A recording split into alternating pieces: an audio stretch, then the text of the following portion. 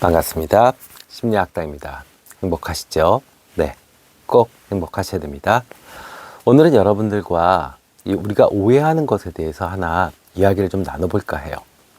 혹시 이렇게 TV에서 과격한 시위 하시는 분들 보면 어떤 생각이 드세요?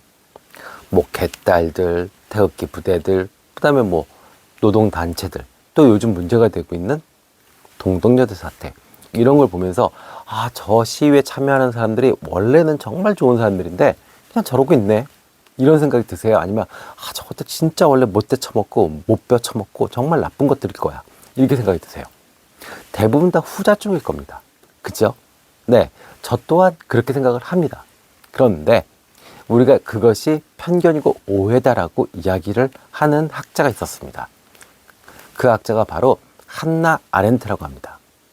한나 아렌트는 이 나치에 의해서 유태인의 학살이 벌어진 것, 그 학살을 주동한 사람들이 정말 광신도나 반사회적 성격장애, 정말 사이코패스가 아니고 상부의 명령에 그냥 순응한 지극히 평범한 성실한 사람들에 의해서 자행됐다는 것을 밝혀냈습니다. 그래서 사회적으로 큰 충격이 됐죠. 네, 이 한나 아렌트는 이 미국의 정치 철학자입니다. 이 독일 태생의 유태인이고요. 히틀러 정부가 출범한 이후에 반나치 운동을 벌이다가 결국 1941년에 미국으로 망명하고 미국에서 생활하다가 생을 마감하게 됩니다. 그러면 이 한나 아렌트가 악의 평범성을 어떤 계기로 깨닫게 되고 알게 되느냐? 이거는 아돌프 아이히만이라는 사람을 통해서 알게 됩니다. 아돌프 아이히만은 독일의 나치 정권의 친위 장교였습니다. 2차 대전 중 이 독일 내 또 독일이 지배하고 있는 유럽의 각지에 숨어 있는 유태인들을 색출하고 그들을 강제 이주시키고 심지어는 가스실로 보내서 죽게 만드는 그 명령을 실행했던 사람입니다. 독일이 2차 대전에서 패망하죠. 그러면서 이 1급 전범인 아이히만은 아르헨티나로 도망가게 됩니다. 그 당시에 이 패망한 독일의 장교들, 나치 장교들은 아르헨티나로 많이 도망갔습니다. 그 당시에는 아르헨티나가 대단한 선진국이었고 또 영토가 광활하게 넓어서 쉽게 찾을 수가 없고 또 어떤 그 첩보 행동을 도와주지 않았다고 합니다.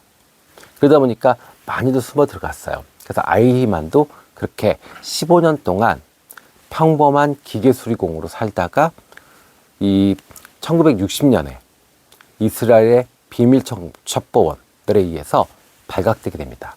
그리고 1961년 12월 예루살렘 법정에 서게 됩니다. 이때 미국에 있는 한나 아렌트도 그 법정에 참가하게 되죠. 기자로서요. 그래서 정말 기대했던 거는 이 아돌프 아이히만이 정말 무슨 이 사이코고 기괴하고 포악하고 막 이런 사람인 줄 알고 기대를 하고 갔어요. 그랬더니 아니요, 정반대로 지극히 평범하고 성실하고 착하기까지 한 그런 사람이었다고 합니다.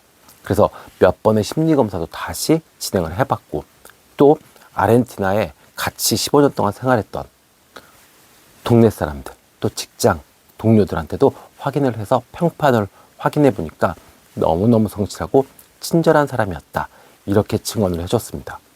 그래서 깜짝 놀랐죠.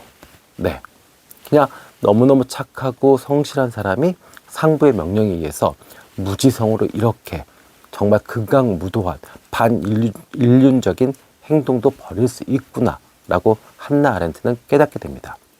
또 이것에서 가장 유명한 실험이 있습니다. 예일 대학에서 이 1960년에 실험을 한 실험입니다. 이 스탠리 밀그램의 복종 실험이라고 합니다. 그래서 이 실험은 단어 암기 시험이다라고 하면서 학생들을 모아요. 그런 다음에 A군과 B군으로 나눕니다. 그래서 A군은 이 교사 역할, 그래서 가리키고 테스트를 하게 되죠. B군은 학생 역할, 그래서 공부를 하고 테스트를 받게 됩니다. 그러면 이제 검사를 받아야 되잖아요. 그러면 과제를 통과하지 못했을 때, 오답이 나왔을 때는요, 전기의자에 앉혀놓고 15V의 전기를 가하도록 시켰습니다. 물론 실제로 전기가 통하는 건 아니었어요. 그러면 이제 B군에 있는 학생 역할을 하는 친구들은 어땠을까요? 연기를 하게 되죠. 그죠? 으악 뭐 이렇게요. 네. 그런데 재밌는 건 교사 역할의 65%에 해당하는 친구들이 상부의 명령에 의해서 사람이 죽을 수 있는, 충분히 죽을 수 있는 450V까지 계속 전압을 올렸다고 합니다. 네. 대단하죠? 우리가 어떻게 그럴 수 있을까요? 거기에는 권위에 복종하는 우리의 심리가 있기 때문에 그렇습니다.